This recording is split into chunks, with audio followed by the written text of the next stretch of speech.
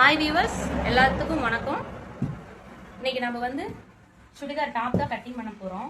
அதுக்கு முன்னாடி ப்ராசஸ் என்னன்னா, லைனிங் துணியை வந்து தண்ணியில் போட்டு ஒரு 10 நிமிஷம் ஊற வச்சுட்டு புழிஞ்சிட்டு அதை காய வச்சுட்டு அயன் பண்ணிவிட்டு அதுக்கப்புறமா தான் அங்கே கட்டிங் பண்ணணும்.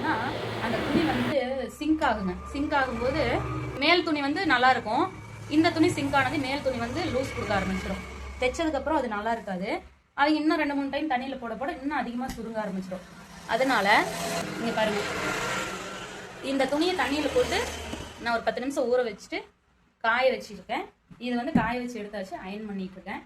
இதை வந்து அயன் பண்ணிவிட்டு கட்டிங் போடலாங்க. நீங்கள் ட்ரை பண்ணி பாருங்கள், ஒரு சில பிரச்சனைலாம் வராது. தண்ணியில் போட்டுட்டு அயன் பண்ணாத விட்டிங்கனாலும் துணி வந்து அளவு கரெக்டாக வராது, மெஷர்மெண்ட் எடுத்து பண்ணும்போது. அதனால் நீங்கள் அயன் நீட்டாக பண்ணிட்டீங்கன்னா கட்டிங் சூப்பராக நீட்டாக வருங்க. இது யூஸ்ஃபுல்லாக இருந்தால் நம்ம சேனலுக்கு லைக் பண்ணி ஷேர் பண்ணி சப்ஸ்கிரைப் பண்ணுங்கள். அடுத்த வீடியோவில் சந்திக்கலாம்.